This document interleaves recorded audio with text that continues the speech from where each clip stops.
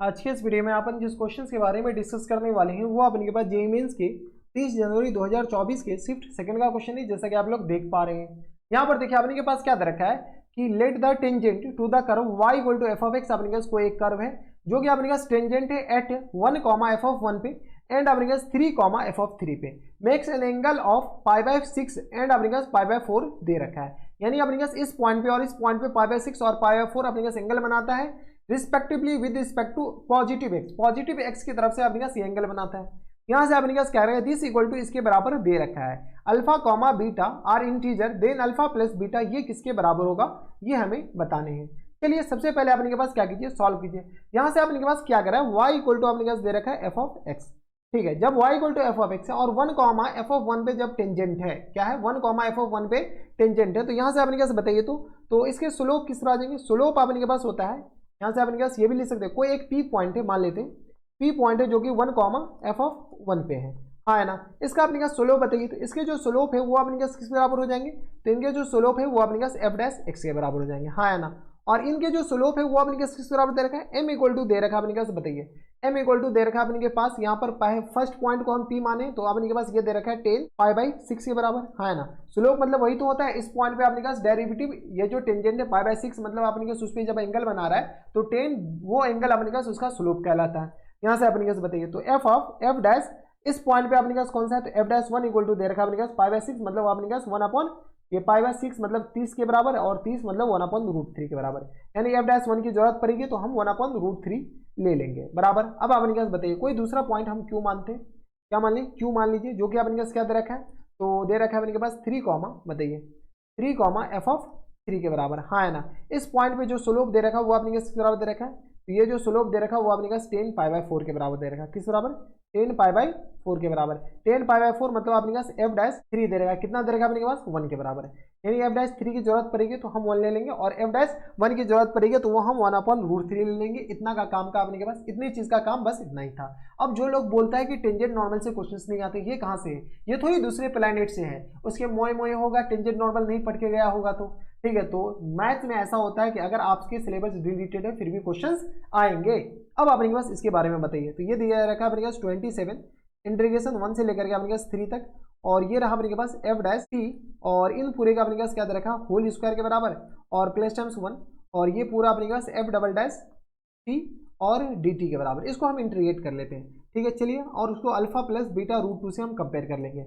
अगर हम इसको m मानते हैं, m तो मान लेंगे, यहाँ से अपने पास इसको क्या मान लेते हैं, इसको हम p मान लेते हैं, क्या मान लेते हैं p मान लेते हैं। तो यहाँ से हम क्या करते हैं एफ डैश टी को हम p मान लेते हैं। जैसे ही हम p मानेंगे तो यहाँ से अपने पास बताइए एफ डैश टी को हम p माने तो इसको डिफ्रेंशिएट कीजिए तो F double dash T D T equal to किस तरह हो जाएंगे डीपी के बराबर, हाँ है ना। अब देखिए ये पूरा चला जाएगा डीपी में, तो ये किस तरह आ जाएंगे 27 और इंटीग्रेशन क्या आ जाएंगे 0 से लेकर के 3 के बराबर, हाँ है ना। और ये किस तरह आ जाएंगे तो पी स्क्वायर और प्लस टाइम्स 1 के बराबर, हाँ है ना। यही हो जाएंगे, देख लो आपके पास पी इसको माने तो ये आ गया पी स्क्वायर और प्लस टाइम्स 1 के बराबर और ये रहा डीपी के बराबर, हाँ या ना, ठीक है। और अपने के पास अब जैसे ही अपने पास वैल्यू चिपकाएं तो अपने पास लिमिट भी चेंज होगा गया, ठीक है। अब अपने पास एफ डैश 1 बताइए, जैसे अपने पास पी का आप लिमिट चलेगा यहाँ पर, जैसे अपने पास एफ डैश 1 की जगह अपने पास टी की जगह 1 डालेंगे तो एफ डैश 1 अपने पास आ गया 1/√3 के बराबर।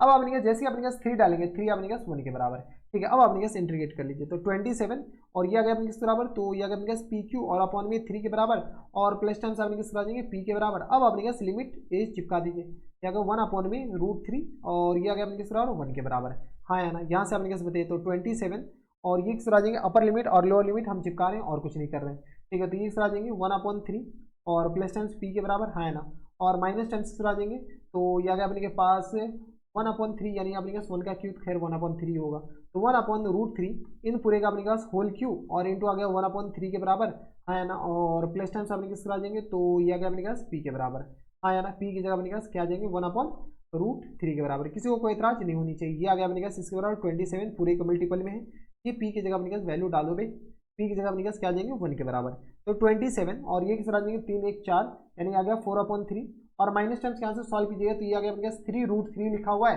यानी ये आ गया 1/9√3 लिखा हुआ है और प्लस टाइम्स 1/√3 के बराबर लिखा हुआ है, हाँ या ना। यहाँ से अपने पास ये इसके बराबर लिखा हुआ है, यहाँ से अपने पास क्या कीजिए सॉल्व करना तो पड़ेगा यार, ठीक है। तो ये किस बराबर हो गया तो 2 × यहाँ से अपने के पास बताइए तो ये आ गया अपने के पास 4/3 के बराबर, और माइनस टाइम्स अपने के पास आ जाएंगे तो ये आ गया अपने के पास एलसीएम ले लेंगे तो ये आ गया अपने के पास 9√3 के बराबर, और ये किस तरह आ जाएंगे 1 प्लस टाइम्स ये आ गया 9√9 के बराबर। हाँ है ना, यही हो जाएंगे। देख लो अपने के पास थोड़े बहुत अपने के पास कैलकुलेशन भी तो आनी चाहिए। तो ये आ गया अपने के पास 4/3 और ये आ गया अपने के पास 1/9√3 के बराबर, और ये आ गया अपने के पास 1/√3 के बराबर। कुछ तो गड़बड़ तो नहीं किए हैं यार, ठीक है। तो ये आ गया अपने के पास इसके बराबर। चलो कोई दिक्कत परेशानी नहीं होनी चाहिए।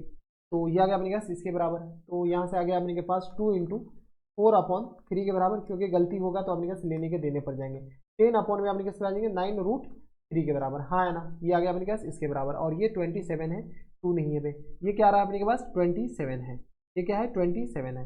अब अपने के पास क्या करें तो एलसीएम ले ले क्या, तो एलसीएम लेंगे तो अपने के पास 27 को अंदर मल्टीप्लाई कर देते हैं।